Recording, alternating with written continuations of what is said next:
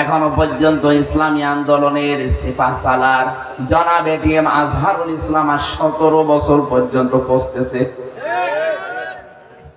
মানুষ বিনা কারণে 17 বছর জেল খাটে, তাদের পক্ষে একটা আওয়াজ অন্তত তোলা দরকার যে তাদেরকে মুক্তি করা না পর্যন্ত বাড়ি যাব না। কথা বলুন। আব্দুল সালাম পিন্টু সাহেব যদি 17 বছর পরে ছাড়া পায়, গিয়াসউদ্দিন মামুন সাহেব যদি 17 বছর পরে ছাড়া পায়, লুৎফুজ্জামান বাবর যদি 17 বছর পরে ছাড়া পায়, জনাব এটিএম আজহারুল ইসলাম কেন 17 বছর পর মুক্তি পাবে না? বলতে পারেন ওনার মামলা কি? মামলা কিসের? ওদের তো বানানো ট্রাইব্যুনাল, বানানো বিচারপতি, বানানো রায়, বানানো সাক্ষী, সবগুলো যখন ওদের বাতিল হয়ে যাচ্ছে, ওদেরটা ধরে রাখা লাগবে কোন কারণে? কথা বলুন। যদি ধরে রাখতেন তাহলে আব্দুল সালাম পিন্টুকে আপনি মুক্তি দিলেন কি করে? লুৎফুজ্জামান বাবরকে মুক্তি দিলেন কি করে? ওদেরকে যেভাবে দিয়েছেন তারাও তো ফাঁসির আসামি ছিল। ওদেরকে যেইভাবে দিয়েছেন, আমরা 18 কোটি মানুষ ওই 1399 জনের মতো আজকে সিদ্ধান্ত নিয়ে যাব এটিএম আজহারুল ইসলামকে মুক্তি না দেওয়া পর্যন্ত আমাদের মুক্তি নেই। কোরআন হাদিস যারা শুনতে আছেন, আমি 2 মিনিটে একটা শিক্ষা বলছি। সূরা ফাতিহা 18 নম্বর আয়াত, এটা আমি আকিস গ্রুপের মাহফিলে পরশুদিন শিক্ষার জন্য বলেছিলাম। আমি শুধু ক্লাস দিচ্ছি আপনাদের।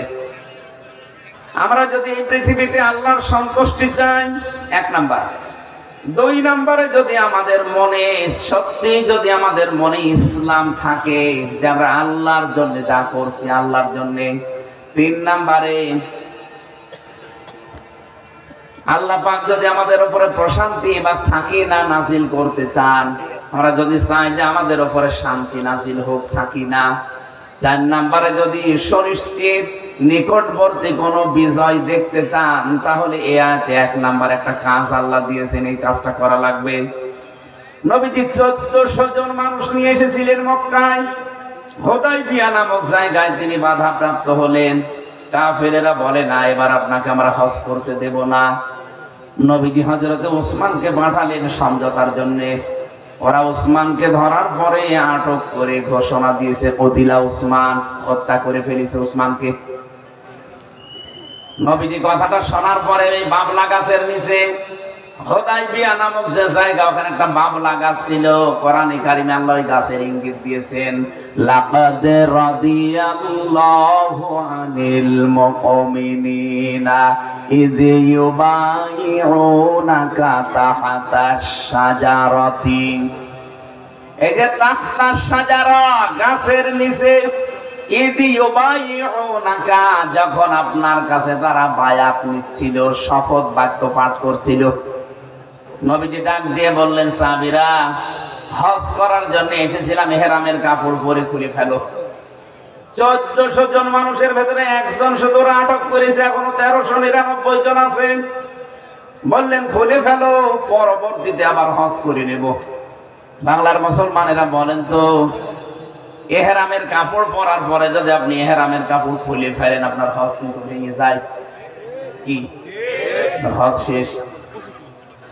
নবী কি জানতেন না যে আমার ফরজ হজ নষ্ট হয়ে যাবে?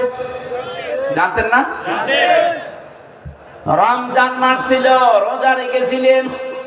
বিশ্ব নবী ডাক দিয়ে বললেন, না রোজাও ভেঙে ফেলো, দরকার নেই, পরবর্তীতে করে দেব। বলেন তো, এটা ফরজ বিধান তিনি এখানে বাদ দিয়ে দিচ্ছেন, একটা হজ আর একটা রোজা। ডাক দিয়ে বললেন, আমি এই যে হাত লাগালাম, আমার হাতের ওপরে তোমরা হাত দাও। 1399 জন হাত দিয়েছে। নবীজি নিজে বাম হাতটা উপরে দিয়ে বললেন, আজকের এই বায়াতের রিদওয়ানের উপরে আমার আল্লাহ খুশি হয়ে আয়াত নাজিল করে আমাকে শুনিয়েছে, লাকাদ রাদিয়াল্লাহু আনিল মুমিনিন। এই মুমিনদের উপরে আমার আল্লাহ অবশ্যই রাজি হয়ে গেছেন। রাজি হবেন না, হয়ে গেছেন। রাদিয়া এটা মাজি, অতীতের শব্দ, পাস্ট। আল্লাহ মোজারে যদি দিতেন তাহলে একটু সমস্যা হতো। আল্লাহ মাজি দিয়ে জানিয়েছেন, হে নবী, যারা আপনার হাতে হাত দিয়েছে ঘোষণা শুনিয়ে দেন, আমি কিন্তু তাদের উপরে রাজি অলরেডি হয়ে গেছি। কি কি বাক্য পাঠ করিয়েছিলেন? নবীজি বলছিলেন, সাহাবীরা, আজকে যেহেতু আল্লাহ এই বায়াতের উপরে রাজি অলরেডি হয়ে গেছে, আমার উসমান তো এখানে নেই, আমি এই বাম হাতটা উপরে দিয়ে দিলাম, আমার এটা উসমানের হাত হিসাবে আল্লাহ যেন কবুল করে নেয়। তোমাদেরকে আমি একটা বাক্য পাঠ করালাম আজকে, বিনা কারণে একটা নিরপরাধ মানুষকে ওরা আটক করে মেরে ফেলেছে, যদিও মারে নাই, কিন্তু ঘোষণা তো দিয়ে দিয়েছে কতিলা উসমান, উসমানকে মেরে ফেলেছি। নবীজি বললেন, যারা একটা বিনা অপরাধে একটা মানুষকে মেরে ফেলতে পারে, উসমান হত্যার বদলা না নিয়ে আমরা কেউ মদিনায় ফেরত যাব না। ফরজ বিধান ছেড়ে দিলেন কয়টা? আরো জোরে বলেন। কি বাক্য পাঠ করাচ্ছেন দেখেছেন? যে বিনা অপরাধে একটা মানুষকে ওরা নিরপরাধ মানুষকে মেরে ফেলেছে, ওদেরকে আমরা প্রতিশোধ না নিয়ে বাড়ি ফেরত যাব না। ওরা এই ঘোষণা শোনার পরে উসমানকে ছেড়ে দিয়েছে। আর 15.5 বছরে যত মানুষকে বিনা অপরাধে আটক করে রাখা হয়েছিল, যত মানুষকে খুন গুম আয়না ঘরে রেখে জীবনটা শেষ করে দিয়েছেন, সত্যিই যদি আমরা আল্লাহর সন্তুষ্টি চাইতাম, যারা মন থেকে ফালিমা মাফি কুলুবিহিম, এর পরের শব্দ এটা, হে নবী, এরা কিন্তু যা করছে আপনার হাতে হাত দিয়ে লোক দেখানোর জন্য না, মন থেকে করছে। এদের কলবের খবর তো আমি আল্লাহ জানি। ফানজালাস সাকিনাতা আলাইহিম, এদের এই যে মন থেকে অ্যাক্টিভিটিস, এই কাজকর্ম দেখে আমি আল্লাহ রাজি হয়ে গেছি। আমি আল্লাহ ওদের উপরে আমার করুণা, সাকিনা, প্রশান্তি নাজিল করে দিলাম। ওয়াসাবাহুম ফাতাহান করিবা, ওদেরকে আমি একটা সুপ্রসন্ন, নিশ্চিত এবং নিকটবর্তী একটা বিজয়ের সুসংবাদ দিয়ে দিলাম। ওরা যে একটা নিরপরাধ মানুষের পক্ষে দাঁড়িয়ে জীবন দেওয়ার জন্য 1399 জন দাঁড়িয়ে গেছে, আমি এত খুশি হয়েছি। ওদের ওপর আমি কয়েকটা নিয়ামতের কথা ঘোষণা দিলাম। 1 নম্বরে ওদের মনের খবর আমি জেনে খুশি হয়ে গেলাম। 2 নম্বরে আমার সাকিনা নাজিল করলাম। 3 নম্বরে একটা নিকটবর্তী বিজয়ের সুসংবাদ দিলাম। কি কাজ করেছিল তারা বলেন তো? একটা নিরপরাধ মানুষের পক্ষে দাঁড়িয়েছে জীবন দেওয়ার জন্য। আজ বাংলার মানুষের আমরা যদি দল মত নির্বিশেষে নিরপরাধ মানুষকে আপনি ধরে ধরে আটক করবেন, জেলে দেবেন, রিমান্ডে নেবেন, মেরে ফেলবেন, একবারে যদি সেই প্রথমেই দাঁড়িয়েছে এটা 18 কোটি মানুষ না, এটা হতে দেব না। এমনি জালেমরা আলেমদেরকে ছেড়ে দিত ভয়। ওরা যেমন ওসমানকে শুধু ভয় পেয়ে ছেড়ে দিয়েছে।